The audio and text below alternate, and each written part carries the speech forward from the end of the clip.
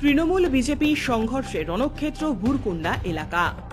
Vote পরবর্তী হিংসায় রণক্ষেত্র ২ নম্বর ব্লকের কুমারগঞ্জ গ্রাম পঞ্চায়েতের অন্তর্গত ভুরকুন্ডা এলাকা। তৃণমূল বিজেপি সংঘর্ষে গুরুতর আহত এক পুলিশ অফিসার সহ একাধিক বিজেপি কর্মী। পশ্চিমবঙ্গের বিভিন্ন জায়গায় ভোট পরবর্তী হিংসা প্রতিবারের মতো এবারও সংগঠিত হচ্ছে এবং বিভিন্ন জায়গাতেই শাসক থেকে বিরোধী সকলেই ভোট পরবর্তী হিংসার বলি হচ্ছেন, কিন্তু আক্রমণ প্রতি আক্রমণ চলছেই। তেমনই এক চিত্র দেখা গেল গোঘাটের ভুরকুন্ডা এলাকায়। ভোট পরবর্তী হিংসায় রীতিমতো রণক্ষেত্রের পরিস্থিতি গোঘাট ২ নম্বর ব্লকের কুমারগঞ্জ গ্রাম পঞ্চায়েতের অন্তর্গত ভুরকুন্ডা এলাকায়। তৃণমূল বিজেপির সংঘর্ষ বাধে এই অংশে। ঘটনার জেরে গুরুতর আহত হন এক পুলিশ অফিসার সহ একাধিক বিজেপি কর্মী। আমরা বাজারে গেছিলাম ব্যাংকে টাকা তুলতে, আর দেখছি মারপিট, দেখছি একটা বিরাট আওয়াজ উঠছে। আমরা ব্যাংকে থেকে ছুটে দুজনে যাচ্ছি, মেয়ে আর আমি। দিয়ে দেখছি গোল করে মন্টু আর খলি আর রাহু, দেখছি আরও ৫-৬ জন আছে, সবাই মিলে আমার দেওরকে আমার স্বামীকে ধরে মারছে। এবার আমরা থাকতে পারিনি, দু মায়ে আমরা মতিখানে ঢুকে পড়েছি। দিয়ে আমরা দুজনে ছাড়াচ্ছি, ওকে টেনে দিয়ে চলে আসছি।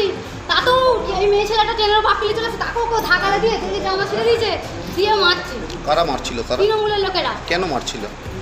কেন মারছিল বলে চলে জানবো, ওরা বাজারে আছে ভোটে। এই যে আপনারা কি দল করেন? আমরা বিজেপি করি। এই কারণে? হ্যাঁ, পতাকা খাটানো আছে, ওকে খুলতে বলেছে। বলছে কেন আমি পতাকাটা খুলবো, খাটানো আছে। বলছে পতাকাটা খুলে ফেলে দে। কারা মারছিল? তারা তৃণমূলের লোকেরা। তাদের নাম? ওই তো মন্টু আর রাহুল আর আরেকজন কি নাম, খলি, খোকন। পুলিশও তো মার খেয়েছে। পুলিশও মার খেয়েছে। পুলিশকে মারলো কারা? তৃণমূলের লোক মেরেছে।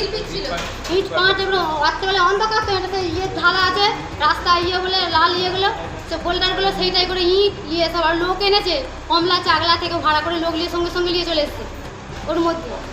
আর ভিডিও কল আমি কি করলাম, আমি ছাড়াতে গেছি, আমার টেনে জামাটা ছেড়ে দিল। কোন জায়গার ঘটনা? দেখুন, যেদিন থেকে ভোটের রেজাল্ট বেরিয়েছে সেদিনের পর থেকেই বিক্ষিপ্তভাবে তৃণমূল সব জায়গাতেই সন্ধ্যের পর এরকম নোংরামি করে বেড়াচ্ছে।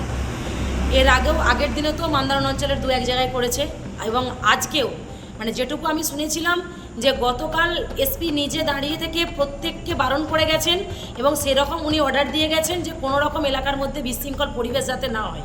তারপরেও ঠিক তার পরের দিনে সন্ধ্যেবেলাতেই ভুরকুণ্ড বাজারে কুমারগঞ্জ অঞ্চলে তৃণমূলের হারমাত্রা আমাদের বিজেপির কার্যকর্তাদের মারধর শুরু করে। বাড়ির মেয়েরা যখন ছুটে যায় সেখানে ছাড়াতে, বাড়ির মেয়েদেরকেও আক্রান্ত হতে হয়। এবং তার সঙ্গে যখন পুলিশ সেখানে গিয়ে পৌঁছায় সেই যুদ্ধকালীন জায়গাতে গিয়ে, তখন পুলিশকেও আক্রান্ত হতে হয়েছে। এবং পুলিশকে যে ইট ছুঁড়েছে সেটা তৃণমূলের নেতৃত্বরাই ছুঁড়েছে। এখানে দেখে কি বোঝা যাচ্ছে যে কোন বাংলায় আমরা বসবাস করছি। 29টা সিট পেয়ে যাওয়ার পর তৃণমূল এখন দিনে তারা দেখছে, তাই যখন তখন কর্মীদের উপর আক্রমণ, গালিগালাজ যাচ্ছে তাই কাণ্ড করে বেড়াচ্ছে। অথচ এমন একটা প্রতিকূল পরিবেশ দেখানোর চেষ্টা হচ্ছে যেন মনে হচ্ছে কিছুই হয়নি। আর যদি কিছু না হবে, এখন রাত্রি 12টা বাজতে যাচ্ছে, এই 12টা পর্যন্ত কেন আমাদেরকে জেগে এই সমানে এরকম সমস্যা সমাধান করতে হচ্ছে। আমি তৃণমূল নেতাদের সঙ্গে নিজে কথা বলেছিলাম, আমি বলেছিলাম ওনাদের যারা নেতৃত্ব রয়েছে যে আপনারা আপনাদের কর্মীদেরকে সংযত করুন, আমরা আমাদের কর্মীদের সংযত করব, যাতে কোনো এলাকায় শান্তি শৃঙ্খলা বজায় থাকে, যেন কোনো ঝামেলা না হয়। উপরন্তু আহতরা হসপিটালে এসেছে চিকিৎসা করাতে, সেখান থেকে পুলিশ আহতদেরকে তুলে নিয়ে যেয়ে আটক করেছে। এখন এই মুহূর্তে দাঁড়িয়ে সত্যি পরিস্থিতি খুব জটিল অবস্থা। প্রশাসনের ব্যবস্থা নেবে। যে অবস্থায় আজকে গোঘাট বিধানসভার বুকে রাত্রি 12টা পর্যন্ত হচ্ছে, এই অবস্থা আমরা কেউই চাই না, আমরা কোনো নেতৃত্বরাই চাই না। তো বারবার আমি আহ্বান করছি প্রতিকূল পরিস্থিতি করার জন্য, বিরোধী পক্ষকেও আমরা জানাচ্ছি, এবং আপনাদের মধ্য দিয়ে আমরা নিজেরাও প্রশাসনকেও জানাচ্ছি যেন প্রতিকূল পরিবেশ যেন ঠিক থাকে। বাজার গেছি,